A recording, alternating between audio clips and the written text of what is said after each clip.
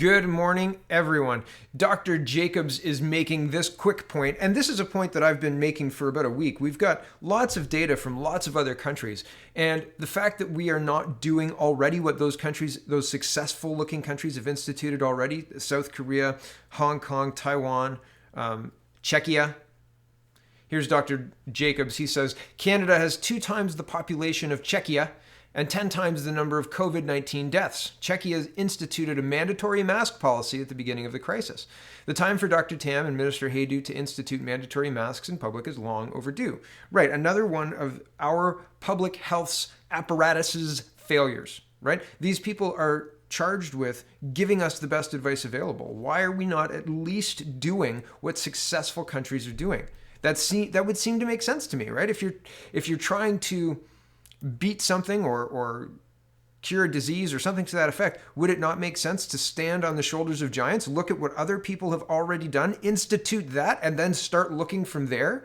It's like my kids are in elementary school, right? So it's like beginning counting at the number you were at or starting all over to get to 10, right? Like you start at 7 or do you go 1, 2, 3, 4, 5, 6, 7, 8, 9, 10, right? Like what are we doing? And it seems like Dr. Tam and Miss Hcq are not giving us the correct advice consistently and slow to act consistently. And it's offensive. This government is offensive. Federally. Provincially, here's Doug Ford. Doug Ford government to unveil plans to reopen Ontario's economy. Here we go. Premier Doug Ford, along with other cabinet ministers, will unveil framework for reopening the province's economy, which has been shuttered since mid-March because of the coronavirus. The announcement is expected to take place at 1:30 p.m. on Monday. Sunday saw warnings about raising unrealistic expectations as public health officials across the country reported more than 1,200 new cases of COVID-19 and at least 95 additional deaths. Ontario, meanwhile, announced schools would remain closed through the end of May. I scroll down a bit. The 2 provinces, which have the most COVID-19 cases in Canada, which is Quebec and Ontario, will be the latest to lay out some details for easing their own lockdowns after Saskatchewan, Prince Edward Island, and New Brunswick announced tentative timelines for a return to some semblance of normal last week. Yet that path in Ontario at least won't be quick. Ontario Education Minister Stephen Lisi announced Sunday that publicly funded schools will remain closed until May 31st, adding the closure could be extended if recommended by public health officials. The commitment I can make to parents today is to ensure safety guides our decisions. To ensure safety guides our decisions, not safety guides. Lisi said, we will never compromise the safety of your child, knowing how important it is to make sure that our youngsters, the most vulnerable in our community, remain safe. Ford, I scroll down. Prime Minister Justin Trudeau, who talked to premiers on Friday about their recovery strategies, has previously stressed that none of the plans hinge on people being immune to catching COVID-19 twice. David Feisman, excuse me if I got that wrong, an expert on infectious diseases at the University of Toronto, said that the proper approach should be compared to using a dimmer switch instead of a light switch that only turns on and off. We can't just flick distancing on and off, Feisman said in a Twitter thread on Sunday, but economically and psychologically we have to figure out what we can restart and what we can't. Feisman added businesses and services that don't require large gatherings could be reopened safely if they follow the same rules used by essential businesses. Parks and green spaces could also be reopened to access, he said. Federal opposition parties were similarly looking toward the future on Sunday. During a news conference in Ottawa, Conservative finance critic Pierre Poilievre demanded the government obtain enough protective equipment to help provinces reopen their economies. Yet, even as he underscored the need for the Canadian economy to eventually return to investment-fueled production rather than debt-fueled consumption, Poilievre called on Ottawa to make sure businesses aren't cut off from federal support if they reopen partially but not fully. If businesses open in Saskatchewan, but the government of Canada tells them they can't open and start attracting revenue or they'll lose their rental subsidy, then many businesses will effectively be banned for financial rather than public health reasons from going forward and working. So that's an interesting catch-22, right? Like public health is being pushed to such a degree that actually it's other factors that are forcing the businesses to stay closed. And I don't know that there is sufficient evidence to support continuing closures. But here we are. Here is, and I'm sorry about today's show. It's a little bumpy. Usually it's a little bit smoother. Usually it's all kind of in line with each other. This is all kind of variations on the same theme, which is coronavirus impact. So I apologize, but it's a little bumpy. It'll get smoother after this one here. Anyway, here we go. Senator Don Plett, and Senator Plett is the leader of the opposition in the Senate. He says, thread, I'm growing increasingly concerned about the hundreds of inmates that have been released from federal prisons and the lack of answers from the minister responsible. 2, Minister Blair implied that they are being released due to COVID-19, but it's not clear that these are additional releases or whether these are just normal parole and statutory release cases. 3, to be blunt, it appears parliamentarians and Canadians are being intentionally kept in the dark on this, which I find very concerning. Even Canada's prison watchdog has told the media that he's been unable to attain any information on the inmate early release plan. The minister needs to answer these important questions. Has correctional programming for offenders also been suspended, and how are offenders preparing for possible future release if access to programming isn't available? 5, how many offenders have been granted early release to date due to the COVID-19 pandemic, and how does that compare to releases year over year? When was the first inmate released as a result of COVID-19 concerns? 6, by what mechanism process is the government accomplishing the supposed release of additional offenders when the parole board is an independent administrative tribunal empowered by law that should not be directed or pressured? 7, Prime Minister Trudeau and his government need to be accountable to Parliament and Canadians. Over the last 2 days, I raised these questions at the parliamentary and technical briefing on COVID-19. The responses given were not sufficient. We all deserve answers to these questions. I wholeheartedly agree. I like highlighting senators' threads and things that they're talking about. It's an important aspect to our government. Thought to kind of bring a check and balance to Parliament. But at the same time, I don't know, it seems like they're being frozen out too, right? And Trudeau was saying that having an independent Senate and all this stuff, I don't know if the experiment will work. And I don't know how this government can believe they look transparent to Canadians, because they sure don't. Not even a little bit. Okay, so this is back to COVID-19, and this is talking about the care homes, but I found this one interesting. I was highlighting this because of it says the Canada's for-profit model of long-term care has failed the elderly. So that's the headline, says leading report. That's the headline. Scrolling down in the article though, the business of making a profit. According to a report from the Canadian Health Coalition in 2018, just under half of all long-term care facilities in the country are private, for-profit entities. So if just under half are for-profit, how can this conclusion be reached? I mean, it seems. I guess it's a big control group, and if you compare A to B, you could come to that conclusion. But still, I mean, you can make things say whatever you want. So I'm a little bit hesitant to believe that half of all long-term care is deficient because of the profit model. Right? I don't think that that's true. And even the article says that there are some good for-profit homes. So if that's true, I mean, then is the common denominator the profit making of the business, or is there more at play here? Probably more at play. Okay, anyway, back to the article here. Quote, we know from research that for-profits tend to have lower staffing levels. They tend to have more transfers to hospitals. They tend to have more bed ulcers, she said. There are some good for-profit homes, just like there's some poor not-for-profit homes, but the general pattern is there. And like, if you're looking for general patterns, that's one thing, but if you're looking to have an ironclad conclusion, I think that's different, right? I scroll down a little bit. The easiest way to cut labor costs, Armstrong added, is through hiring more people part-time, more people casual, more people last minute when you need them, rather than staffing up with full-time workers that you have to pay benefits to and provide things like sick leave for. Actually, the easiest way to cut labor costs is to offshore, right? You send it somewhere else. Send it to China to be manufactured. You send it somewhere else. That's the easiest way to cut down on that. Oh, and here's the rub.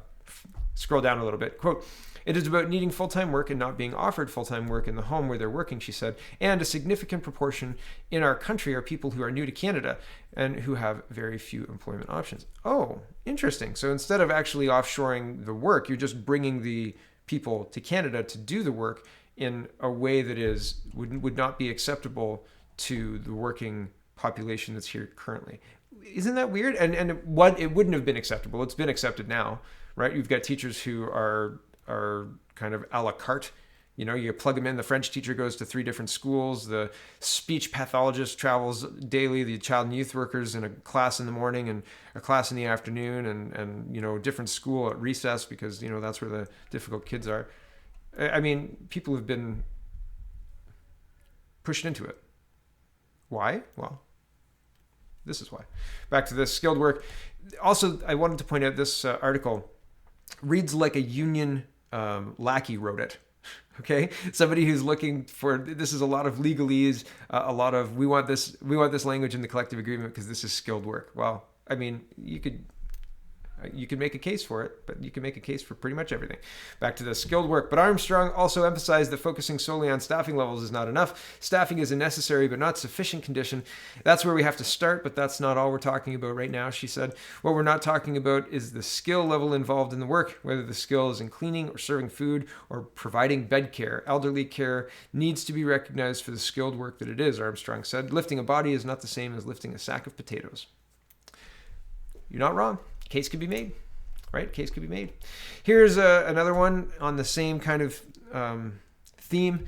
Teen at Sick Kids test positive for coronavirus. Is this a teen who was like going out and partying? Is this a teen who, there's more questions than answers in this one, but that's usual these days. Here it is. A teenager at Sick Kids Hospital has tested positive for the new coronavirus. Like, when did he get there? Sometime in March or April, sometime in February or January? How long has he been in Sick Kids? Where was he before Sick Kids? Okay, back to this.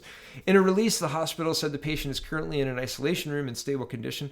Sick Kids is actively investigating how the virus was transmitted to the patient and is working closely with the Toronto Public Health. The statement read, "At this time, we believe the risk to patients, families, and staff is low." I remember that. I remember when the risk to Canadians was low, and now we're in a lockdown, right? I remember that. Back to this. The other patients on the unit were tested for COVID-19 on Saturday, and the results came back negative. The hospital said members of the clinical team are also being tested and will be off duty while they await their results. So is it possible that this virus could be infecting people in the hospital and the whole hospital doesn't know about it until a wayward test gets positive? If this virus is as deadly as we believe it to be, as deadly as has led us to lock ourselves down for a month, wouldn't you think we'd know by now? Right? I would think so. Here's CTV News. Here's another consequence to coronavirus, right? Same theme, a little bumpy. Sorry, everyone. Many operating rooms are empty as patients wait in pain after surgeries are canceled. As some hospital operating rooms sit empty in anticipation of more COVID-19 patients, Canadians with postponed elective surgeries are forced to wait in pain. Robin McGee of Port Williams, Nova Scotia, developed cataracts on both her eyes due to cancer treatment. The condition is reversible with surgery, and she had scheduled an operation on March 25th, but it was postponed indefinitely due to the COVID-19 outbreak. Left untreated, I'll be too blind to drive in 6 months and completely blind in 12 months, she told CTV News. Carla Hcq of Toronto suffers from an endometriosis, a painful condition where endometrial tissue, excuse me if I got that wrong, grows on a woman's ovaries, bowel, and on other tissue lining the pelvis. She also has a tumor in her abdomen, which she worries could threaten her life if not treated. Hcq was scheduled for an operation on April 2nd, but that too was postponed. Quote, "I was just kind of sucking it up and getting through day by day, and then all of a sudden that light at the end of the tunnel is completely gone. It's all up in the air. I have no idea when I'll be able to actually not be in so much pain anymore," she said. And that sounds awful. So consequences to this. And this is the last story, although I've got lots of tabs that go with it. And I'm going to be a little over today, but sorry about that. CTV News says, Health Canada issues warning against use of hydroxychloroquine for COVID-19. Now that's only kind of true. I'm going to read this article because it's very quick. And then we're going to look at the release that the Health Canada put out, which is different. Which says different. It says all of the same words as this, but this one tells a story. Here we go. Health Canada is warning the public of possible side effects of a drug that U.S. President Donald Trump once touted as a possible game changer for the treatment and prevention of COVID-19. It was Trump quoting this guy. Here's the quote exactly. Here. All right, Dr. Smith, we're going to have you. We're going to have you back. Yeah, it's a game changer, correct? It's a game changer. It's absolute game changer. I think these data go to really support the French data. Now you actually have an intra-cohort comparison saying that this regimen works. And I'll get some real statisticians besides my sons to look at that. So, game changer. It's a game changer, says Trump. Trump said this guy's a Dr. Stephen Smith, an infectious disease specialist. But it's not just him. But I wanted to show you that it wasn't Trump. But the news media is trying to make you hate him anyway. Toro, right? The orange man, bad blanket, right? Charge. Okay, back to this. In the health advisory, Health Canada said it is concerned people may be purchasing chloroquine and hydroxychloroquine to treat or prevent COVID-19, and that the drugs should not be taken unless prescribed and under supervision of a physician. Health Canada said that the drugs can lead to dizziness, fainting, seizures, liver or kidney problems, and a potentially fatal irregular heart rate. Anyone experiencing these symptoms after taking these drugs is being asked to call their physician immediately. Chloroquine and hydroxychloroquine are approved in Canada to treat malaria, lupus, and rheumatoid arthritis, but are not approved medications for COVID-19, though both are currently under clinical trial. That's true. There's a clinical trial in the University of Michigan with collaborators in University at McGill in Montreal, University of Manitoba, and University of Alberta. You know what I found weird about this? If this thing's so contagious and ripping through everywhere, why is every study still recruiting? This study started on March 16th. Why is every single study still recruiting? Is that weird? Do they have really, really stringent joining requirements? I'm not sure I understand. I looked for an update. They've got an update on April 8th. But all the studies are still recruiting. So they're hoping for results by April 21st, I think they were saying. But I don't know that that's... Well, we're past April 21st now, and they're still recruiting. So yeah, here it is. Estimated primary completion date, April 21st, but they're still recruiting. Completion date, May 12th. So I don't know. I'll update this if I get more information from that. But here it is. Back to the article. Quote, to date, data from clinical trials are limited, and the results have not conclusively shown that any specific medications are effective against COVID-19, Health Canada said in the advisory. The U.S. Food and Drug Administration and the U.S. National Institute of Allergy and Infectious Diseases each issued similar warnings last week. Yeah, but the FDA is recommending, not recommending, but giving people the ability to try hydroxychloroquine. This is the FDA media release March 28th. And I'm not going to go through all of this, but here are the important paragraphs. It basically just says that they're being approved for emergency use for patients who aren't approved for a trial. They have the right to try it, essentially. And I just think the positioning of this whole thing is interesting, right? Back to this. Trump has repeatedly touted hydroxychloroquine during his press briefings as a means to treating COVID-19, even going so far as to call it one of the biggest game changers in the history of medicine when combined with azithromycin. In March, an Arizona man died and his wife was hospitalized after the two ingested chloroquine phosphate, a form of chloroquine that is not the same as the drug and is instead used to clean fish tanks. Health Canada is also warning the public to be cautious when buying medications online, as some websites may be illegitimate. That was the main push of the Health Canada warning issue. Chloroquine and hydroxychloroquine have serious side effects. Health Canada is concerned that some people may be directly buying and using chloroquine or hydroxychloroquine to prevent or treat COVID-19. That's what this chloroquine and hydroxychloroquine can have serious side effects. These drugs should be used only under the supervision of a physician. So this Health Canada alert is saying, don't buy this online, use it under the direction of a physician. And it goes through the history and it talks about a lot of the things that are in this article. But the main push of this article is not what the main push of this health advisory is. I think it's just so interesting, right? Here's ABC News 7. This is a gentleman who's seeing success. This was published on April 7th. Today is April 27th. But he's seeing success when he administers hydroxychloroquine to his patients. I'm just showing you what I've seen. People have told me I got into a Twitter interaction with a professor at the university who was interviewed for the Guelph Today thing. And I posted this and I posted this one, right? And everybody was like, oh, Fox News, blah, blah, blah, blah, blah. So in response, I posted this one. But fundamentally, they were saying that I was spreading misinformation. I'm not trying to spread misinformation. This is a doctor. I'm not a doctor. This guy's a doctor. He's on the floor and he's dealing with COVID-19 patients. I think that's valuable and I'll share it. And if you don't like that, well, I'm sorry, man. Like, deal with it. And this is another one that are using this with success. So we've got one epidemiologist, infectious disease specialist, Stephen Smith saying it's a game changer. We've got Trump saying it's a huge game changer, right? It's going to be huge, huge game changer, biggest game changer in the history of medicine, because it's Trump, because that's what he does. And here is another doctor, and here's what he says. But what you're saying is you're prescribing it, and it is working for COVID-19 patients. Every patient I prescribed it to has been very, very ill, and within 8 to 12 hours, they were basically symptom-free. And so clinically, I am seeing a resolution. That mirrors what we saw in the French study and some of the other studies worldwide. But what I am seeing is that people are taking it alone by itself. It's not having efficacy. Okay. Wow, that is... Previously in that clip, he was saying it has to be taken with zinc. You have to have zinc and hydroxychloroquine. The hydroxychloroquine opens up the zinc receptors. The zinc goes in, and that shuts down the virus's ability to procreate, I guess, or to continue to... The virus replication mechanism, I think is what he said. Here is the last tweet I'll show you. It says, here's a statement in Portuguese signed by top private hospitals in Brazil, testifying about the success of HCQ, hydroxychloroquine, and azithromycin, especially in early stages. They report a marked drop in ICU demand. This was from April 4th. I was looking for more up-to-date stuff.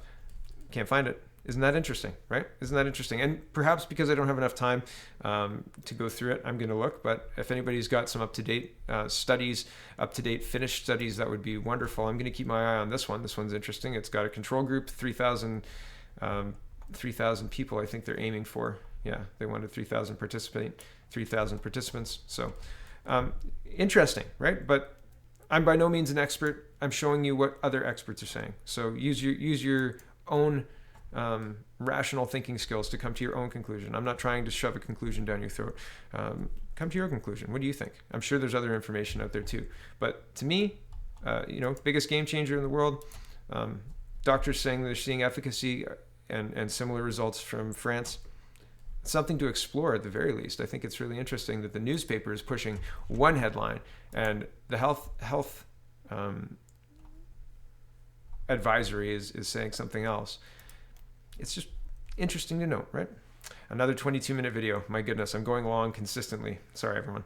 Thanks for watching. Check out CanadaPoly.com. Check out CanadaReport.co. Check out SpeakingMoistly.co. And have a wonderful, wonderful